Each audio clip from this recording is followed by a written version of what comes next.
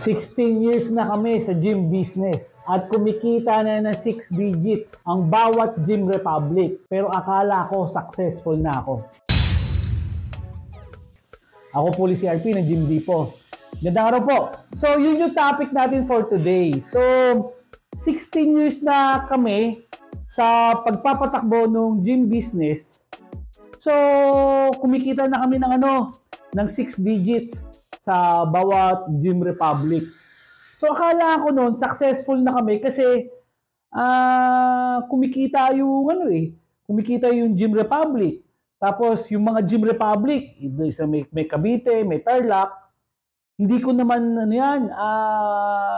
kumbaga hindi ko makain ng oras ko sa pagmamanage kasi may sistema kami sa Gym Republic eh. So doon sa sistema na yon, namomonitor ko yung sales kahit na nandito ako sa opisina ng Gym Depot. So, ako, tanggap ng pera, namomonitor ko, akala ko successful na kami. So, ngayon, kaya ko nasabing akala ko successful kasi tama naman na kumikita yung Gym Republic at malaki yung kita ng Gym Republic at yung ROI ng Gym Republic between 12 months to 18 months, which is not bad. So, malaki yung kita ng Gym Republic. Pero sabi ko, hindi ko rin ma-consider na successful yung Gym Republic o successful na ako sa Gym Republic kasi late ko na na-realize. Kasi kita mo yung Gym Republic Tarlac City, this year lang siya nabuksan eh. Samantalang, 16 years na ako sa gym business, tapos 11 years, bali, 5 years akong may maliit na garage gym. 5 years ako nag-operate doon sa maliit kong gym na 30 square meters. Tapos, 2013, lumipat ako sa warehouse na 1,200 square meters ang laki. So, since 2013 up to 2024, maganda yung kita ng Gym Republic Cavite City. So, kumikita siya na 6 digit. So, para sa isang negosyante, tumagal ka na ng 11 years o 16 years doon sa gym business mo na yon. Tapos kumikita ka ng 6 digits, successful ka na, di ba? Pero hindi ko siya may consider na successful kasi bakit? Kaya ako na palaki yung Gym Republic na yon, napaganda yung kita na yung Gym Republic na yon kasi meron akong know-how. So, yung experience, yung research, lahat ng yan, meron ako. Okay? So, kaya napalaki ko yung kita ng Gym Republic. Pero, na-realize ko, para maging successful ako, at alam ko na kaya ko maging successful sa venture na yun, dapat matagal na akong nag-branch out. Kasi, maaring ngayon nyo lang ako napanood sa YouTube. Maaring ngayon nyo lang ako nakita na nagsishare ng mga alam ko pagdating sa gym business. Pero matagal ko nang alam yun eh. Matagal ko nang kabisado yung gym business na yun. So sa 16 years na pagpapatakbo ng gym business, masasabi ko, malaki na yung kaalaman ko. Pero syempre, dahil nababago ang panahon, may mga kailangan pa rin tayong continuous na malaman. Pero ito yun eh. Dahil naging confident na ako na ituturo ko na sa ibang tao kung paano maging successful sa gym business, dapat matagal na rin ako na nag-expand yung Gym Republic ko. So, nangihinayang ako eh. Kasi yung pinaka-precious na commodity is time. So, naisip ko, what if kung 5 years, 10 years ago, nagsimula na ako mag-expand ng Gym Republic ko. Diba? So, ano na ako ngayon? Diba? So, yung pinapangarap ko talaga na retirement, baka matagal ko na ang na-achieve. Diba? So, to be successful, dapat, yung naging success ko sa isang Gym Republic, which is ginagawa natin sa pangalawang Gym Republic sa Tarlac, at gagawin pa natin sa ibang mga Gym Republic na itatayo natin, dapat lahat yun na i-replicate ko. Kasi alam ko naman na na papaano yung pasikot-sikot sa business na yun. Yun dapat ang naging sukatan ko ng gym business ko. So ito, nasasabi ko to kasi gusto kong ma-share tong sentiment ko na to doon sa mga kliyente natin. Okay, Maaring yung iba na nanonood na hindi natin naging kliyente, pero doon sa mga kliyente natin or doon sa mga nanonood dito sa atin na hindi naging kliyente ni Jim Dipo, pero tumagal na kayo sa gym business. Oh, shoutout kay ito. Shoutout kay Ramil Rimando ng Rimando Gym Fitness diyan sa may San Pedro, Laguna. So, diyan sila sa may San Pedro sa may Nonino na resort. Kantong-kanto 'yan. So, kachat ko doon isang araw, 10 years na siya sa gym business niya. So, shoutout din kay Paul Arias ng Surigao City. So, yung kanya hard work, yung gym niya, hard work, CrossFit, diyan sa Surigao City. 10 years na rin. Ito yung mga kliyente natin na si shoutout din kay Sir June Maximo ng Tansat. So magte-10 years na rin yung gym niya. So ito yung mga binabanggit ko ng mga tao na to. Ito yung mga sinasabi ko na hindi lang naging kliyente ni Jim Dipo. So naging kliyente sila, pero katagalan naging kaibigan na rin. Ayan. So kasi ganun yung relationship na i-develop natin sa Jim Dipo. So marami sa mga naging kliyente ni Jim Dipo, naging kaibigan ko na rin. So anyway, itong mga nasabi ko na mga gym, mga 10 years ng mahigit, it only proves na alam mo yon na tong gym business pang matagalan, no? Pang matagalan siya. Biro mo 10 years na. So kung nabawi na niya yung puhunan niya in 1 year or 2 years time, nabawi na return of investment. So isipin mo, ilang taon na siyang kumikita maigi doon sa ilang tao na yung napalaki ang katawan ng mga equipment na yun hanggang ngayon buhay pa. So nabawi niya na yung puhunan niya, ilang taon na siyang paulit-ulit na kumikita doon. So magkaiba ng sitwasyon. Si Paul, si June, at saka si Ramil, lahat yan, naupa yan ha. Hindi nila sarili yung pwesto.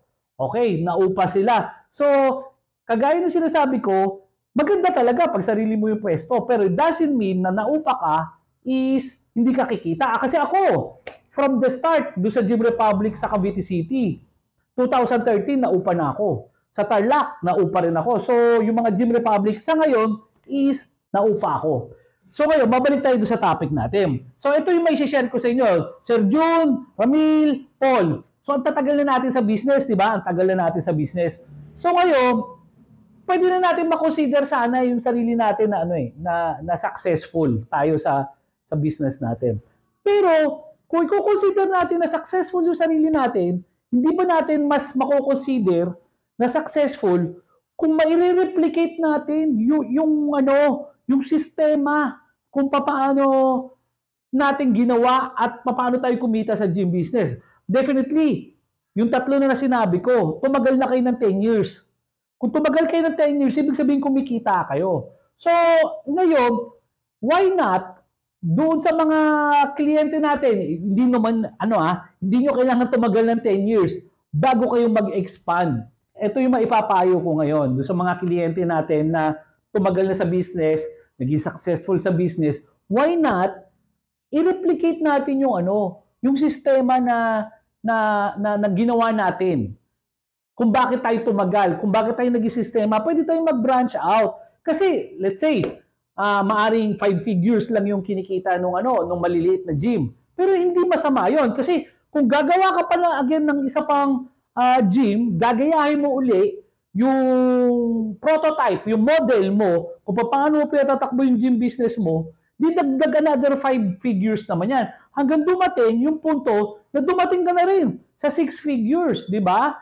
So, yun yung kagandahan nun na kaya mong gayahin ngayon yung business model mo na ginawa sa gym business, kaya ka naging successful, kaya mong i-scale, kaya mong gayahin, kaya mo i-replicate, di ba? Kasi honestly, ako maintindihan ako nila Sir June nila Ramil, tsaka ni Paul Naging kampante tayo di ba? I hope mapanood nyo to, no? Sa tingin ko, lahat tayo naging kampante. Bakit? Kasi kumikita na tayo eh. Kumikita na tayo eh. So, hindi na natin, kasi yun ang hirap kasi pag minsan, pag nagiging kampante, hindi kagaya ng mga panahon na uhaw pa tayo, nung gutom pa tayo sa success. Talagang gagawin natin lahat. Grabe yung pag-iisip, pagpaplano natin eh, di ba? Pero ngayon na ngayon na naging successful tayo, naging kampante na tayo. So yun yun eh, di ba? Tama ba ako? So pare-pare tayo naging kampante. Pero ngayon, actually, mas meron na tayong effective na tool. Kasi kung isipin mo, nung umpisa tayo, lahat tayo kakapa-kapa eh. Pero sinisigurado ko ngayon, pag magba-branch out tayo, napakadali na eh. Alam mo na eh, kumbaga yung mga dapat mo gawin at hindi mo dapat gawin, alam mo na. So why not, ito yung suggestion ko dun sa mga nanonood sa atin na naging successful sa gym business nila. Why not, i-consider mo to. Why not, mag-expand tayo ngayon, di ba? Mag-expand.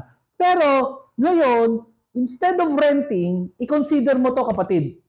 Kesa magre-renta ka, mag-expand ka, bilihin mo ngayon yung property. O, sasabihin mo wala kang pera. Oo, wala kang pera, pero iuutang natin to sa bangko eh. Kaya malakas ang loob ko na isuggest sa inyo yan, kasi ganito. Sipin mo to ha, so may existing kang gym, kumikita yan, okay. Magba-branch out tayo ngayon. Let's say may pag-ibig fund ka, pag-ibig fund member ka, or makakautang ka sa bangko, bumili ka ng lupa. Yung lupa na bibilin mo ngayon, patatayuan mo ng building. Pero yung building na patatayuan mo, ito yung suggestion ko. Pwedeng yung first floor, gym. Tapos yung second floor, bahay na paupahan.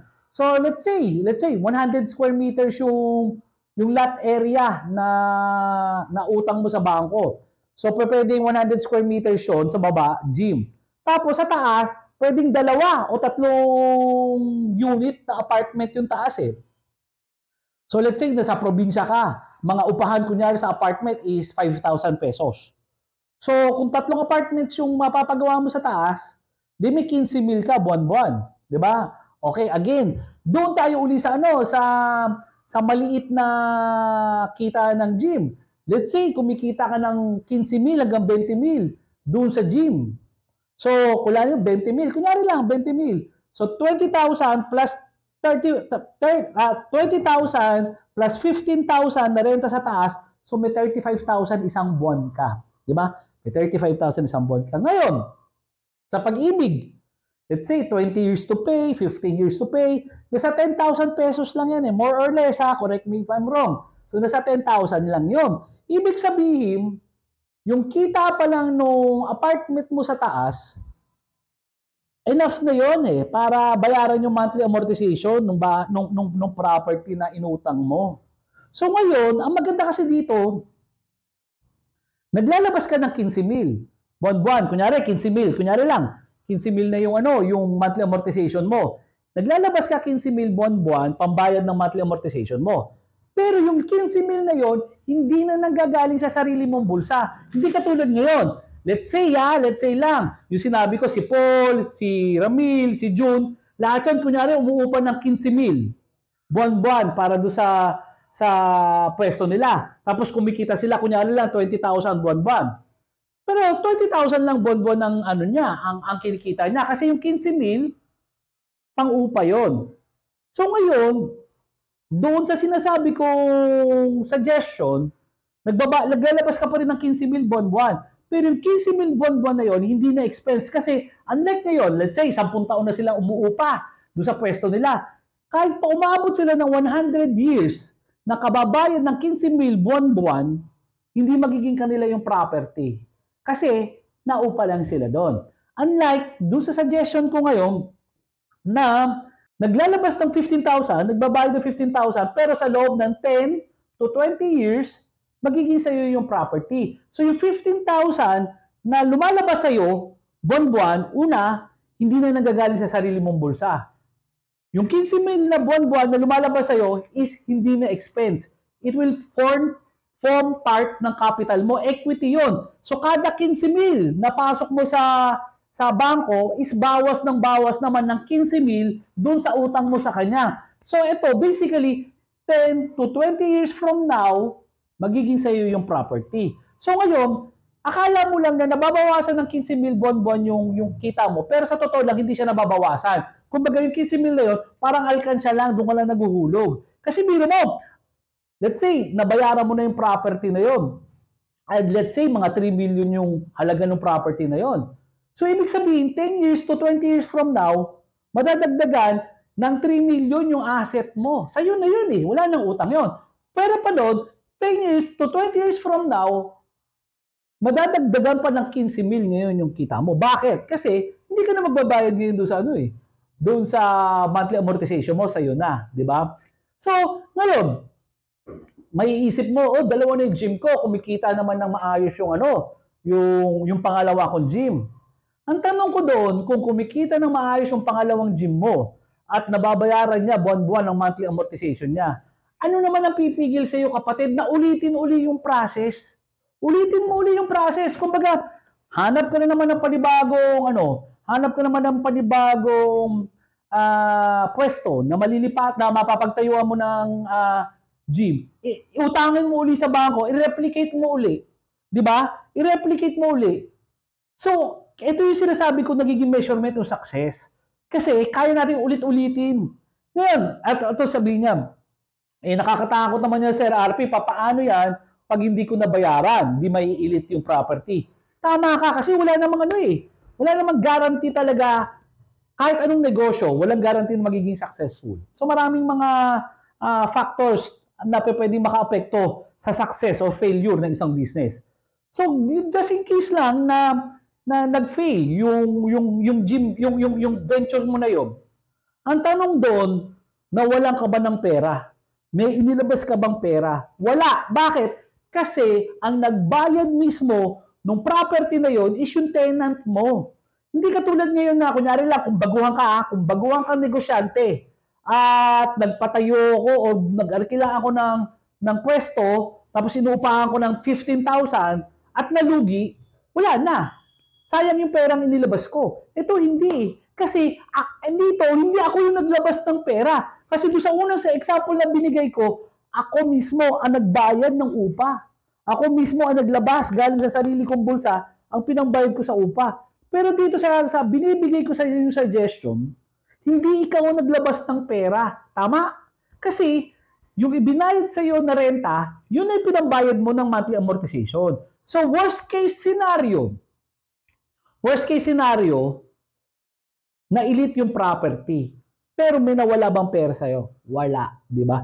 Pero pa doon, pag na-elite yun, kunin mo naman yung gym equipment, nasalba mo pa rin yung gym equipment. So yun yung sinasabi ko na parang hindi siya risk-free yung venture na yon. Pero kung iisipin mo, maliit lang yung pwedeng mawala talaga sa'yo eh. Maliit lang ang pwedeng mawala sa'yo. Okay, yun kung isa lang yung yung inutang mo. Ngayon, let's say inulit-ulit mo yung proseso. Tapos kunyari nakatatlo kang properties na inutang, 3 properties na may gym, 3 properties na may apartment, pero isa doon nalugi. Isa doon hindi na kayang bayaran yung monthly amortization. Ano ang gagawin mo ngayon doon? Pwede mo ibenta yung isang property mo kasi may equity ka na doon eh. Ngayon, yung equity na yun ay pambabayad mo ngayon doon sa dalawa ng kasi may posibilidad na malaki na yung equity mo, pwede mo nang bayaran yung dalawa.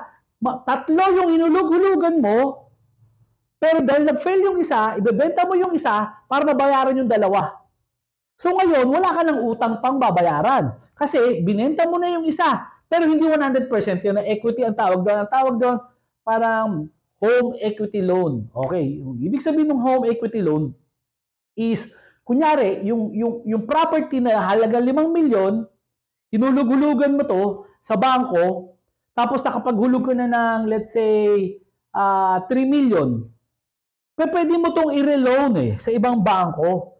Yung makukuha mong pera, pambayad mo ngayon doon sa mga existing mong utang. So, mangyayari dyan, it's either ibebenta mo, or yung parang, nalimutan ko kung anong tawag doon sa term nila, parang, sa iyo ipapasa, ikaw magko-continue nung paghuhulog.